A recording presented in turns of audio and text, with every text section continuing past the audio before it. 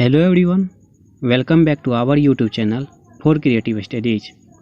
आज हम लोग लाए हैं मगध साम्राज्य से संबंधित 10 महत्वपूर्ण सवाल जो पूरी डिटेल से समझाया गया है। ये 10 क्वेश्चंस मगध साम्राज्य से बहुत ही महत्वपूर्ण है सभी एग्जाम्स के लिए। चलिए स्टार्ट करते हैं हम लोग। फर्स्ट क्वेश्चन, निम्न में से किस शासक को मगध के उदय का श्रेय जाता है? Option A Bindusara, option B Ajatashatru, option C Bimbisara, option D Vasudeva. इसका राइट आंसर हो जाएगा ऑप्शन सी बिंबिसार। मगध 16 महाजनपदों में से सबसे महत्वपूर्ण जनपद उभरकर सामने आया, जिसकी आरंभिक राजधानी गिरिब्रज यानी कि राजगिरी थी। मगध पर बिंबिसार ने हर्यक वंश की स्थापना कर मगध साम्राज्य की नींव रखी थी। एक प्रकार से बिंबिसार को मगध साम्राज्य का संस्थापक भी माना जाता है। ये बहुत ही महत्वपूर्ण सवाल है। चलिए अब नेक्स्ट क्वेश्चन ये रहा, हर्यक वंश के संस्थापक कौन थे? Option A Bimbisara, option B Chandragupta Maurya, option C Mahapadmananda, option D Shishunaga.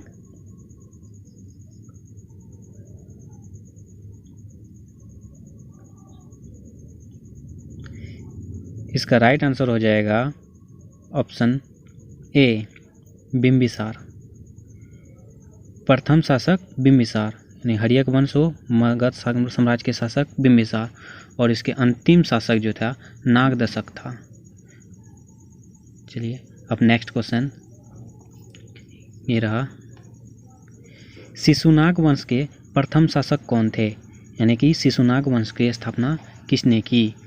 Option A Chandragupta Maurya, option B Shishunaga, option C Nagadasaka, option D Ghananand.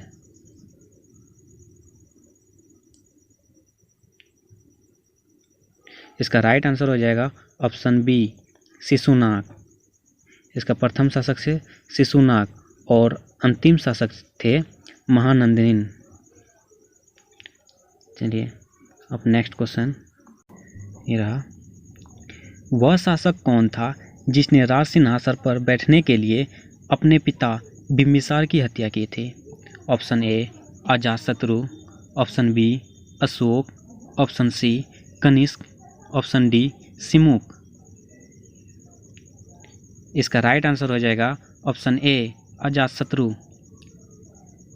Magadh पर हर्यक वंश के शासक हर्यक वंश के संस्थापक बिंबिसार की हत्या उसके पुत्र अजातशत्रु ने की थी। अजातशत्रु को इतिहास में पितृहंता यानी कि पिता की हत्या करने वाला के रूप में भी जाना जाता है। अजातशत्रु की हत्या उनके बेटे उदयन ने की थी। मतलब हर्यक वंश के संस्थापक बिंबिसार की हत्या उसके बेटे अजातशत्रु ने की, और अजातशत्रु के बेटे उदयन ने अपने पिता की हत्या की। चलिए अब नेक्स्ट क्वेश्चन, सिकंदर और पोरस की सेनाओं ने किस नदी के आमने सामने वाले तटों पर पड़ाव डाला हुआ था? ऑप्शन ए रावी के, ऑप्शन बी झेलम के, ऑप्शन सी सतलज के, ऑप्शन डी चिनाब के।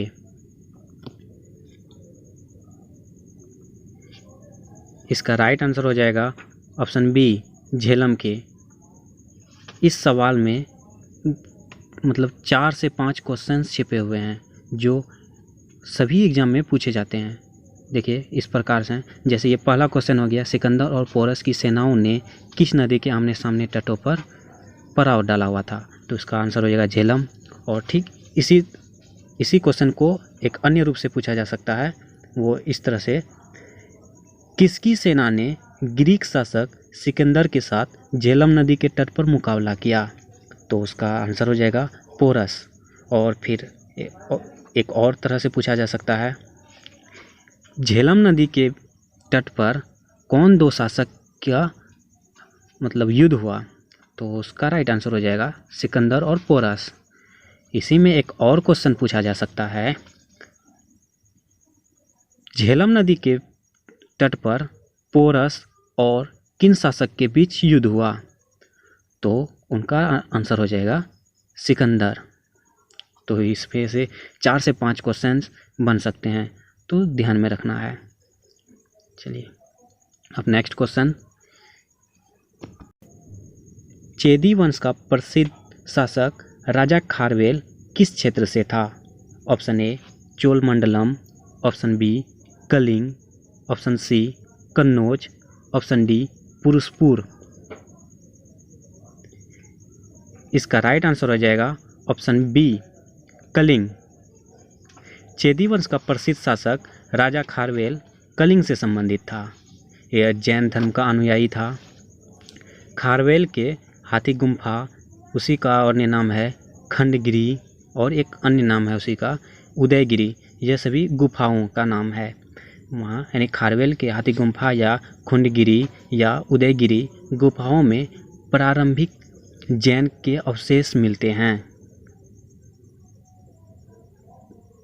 यह नेक्स्ट क्वेश्चन देखते हैं। यह रहा, उस साम्राज्य का नाम बताएं जिसने पहली बार युद्ध में हाथी का इस्तेमाल किया था। Option A Kaushal, option B Magadha, option C Chanda, option D इनमें से कोई नहीं। इसका राइट आंसर हो जाएगा ऑप्शन बी मगध। मगध साम्राज्य में संभवतः मौर्य शासकों ने सर्वप्रथम युद्धों में हाथियों का प्रयोग किया था।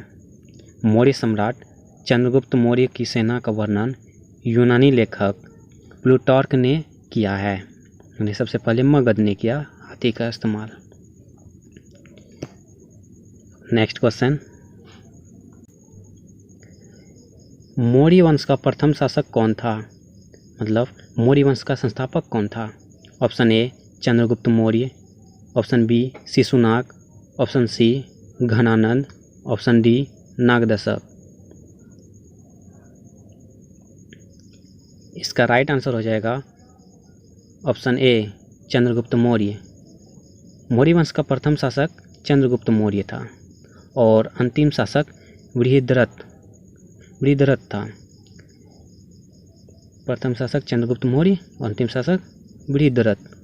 अब नेक्स्ट क्वेश्चन ये रहा,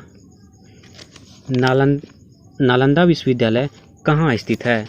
option A Rajasthan, option B Assam, option C Bihar, option D Gujarat. इसका राइट आंसर हो जाएगा ऑप्शन सी बिहार। नालंदा विश्वविद्यालय यानी बिहार के पटना के पास लगभग 80 किलोमीटर की दूरी पर है। इसे 2016 में विश्व विरासत की स्थल की धरोहर सूची में शामिल किया गया है।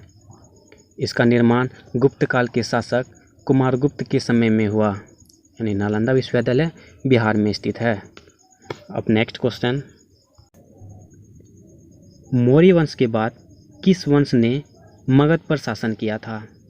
Option A Satavahana, option B Shunga, option C Nanda, option D Kanva. इसका राइट आंसर हो जाएगा ऑप्शन बी शुंग। मौर्य वंश के अंतिम शासक बृहद्रथ की हत्या उनके सेनापति पुष्यमित्र शुंग ने कर दी और इस तरह शुंग वंश की स्थापना हुई। शुंग वंश की स्थापना किसने की? पुष्यमित्र शुंग ने। चलिए ये रहा टोटल 10 स्टैटिस्टिक्स जीके जो मगध साम्राज्य से रिलेटेड था, जो मगध साम्राज्य से बहुत ही महत्वपूर्ण सवाल थे।